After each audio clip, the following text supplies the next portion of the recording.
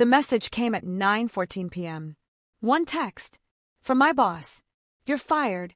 No explanation. No meeting. Just a clean dismissal. Sharp and final.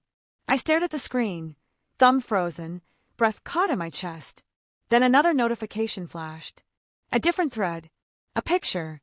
My wife's car parked in his driveway. Headlights cutting through the dark like a warning sign. The pieces connected before I even let myself arrange them. The endless overtime shifts. Her excuses about helping friends. His smug glances in meetings. For a moment, I was locked in place. No movement. No thoughts. Just silence crushing down on me like a weight. I opened my laptop. Wrote a single email.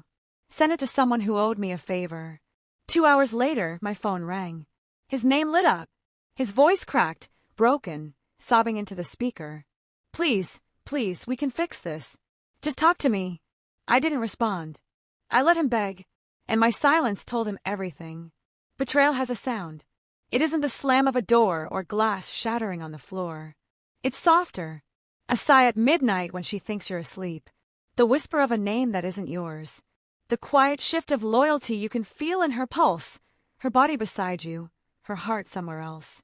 I had ignored the signs, called them paranoia, convinced myself love demanded trust, even when that trust felt like drowning. But that photo ended denial. That text carved the truth in stone. My wife in his home. My boss cutting my career short with the same hand that touched her. I wanted to scream, to confront, to demand answers.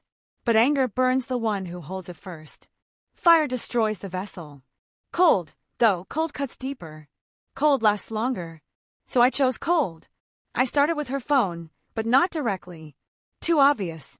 Instead, the cloud account she never knew had been linked to mine years ago. Every text, every photo, every calendar reminder still synced into it. Within hours, the truth unfolded on its own. His voice messages saved under her favorites. Late-night meetings mapped with timestamps. A trail so sloppy it mocked me. At work, I dug into his emails. Easy. He'd never learned caution. Power blinds arrogant men. Company card charges for dinners, receipts for gifts, hotel rooms rented weekly under aliases too weak to stand. I collected it all. Built a file like evidence for a trial. My trial. Their sentence. Through it all, I stayed silent. Smiled at her. Nodded at him. Even as he stripped me of my job, that silence honed me sharp, turned me into something precise. They mistook calm for surrender. They always do. The file grew heavy. Photos, receipts, recordings. Enough to ruin reputations, crush careers, break marriages. Enough to erase them without me ever lifting a hand. I uploaded it to a private server. Sent it to one address. A journalist I trusted. A man who thrived on scandal and still owed me. An hour later, he called back. His laugh low, hungry. This is dynamite. I hung up without a word. By morning, headlines exploded. CEO exposed an affair with employee's wife. Fraudulent expenses linked to extramarital relationship. My wife's face splashed across tabloids. His career gutted by public disgrace. And me, silent, unreachable, a ghost watching their empire collapse. That night, he called again, his voice fractured. Please, I'll fix everything. Just please. I let him choke on desperation before ending the call.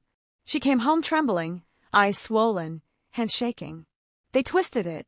Please, you have to believe me. It's not what it looks like. I placed the file on the table. Her hands hovered, too afraid to touch. Every detail of her betrayal staring back at her. Her lips parted, hunting for excuses.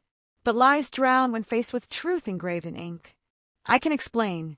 I raised a hand. Come. Precise. No. You can't. The silence that followed was louder than any scream. I stood. Took my coat.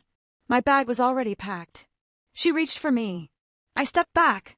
Not quick, not violent, just final. Now I sit in a place she doesn't know exists. Bare walls. Clean air. Outside, the world spins with their scandal, their ruin. My phone buzzes with pleas, but I don't respond. They think they broke me, fired me, replaced me. The truth is simpler. They freed me.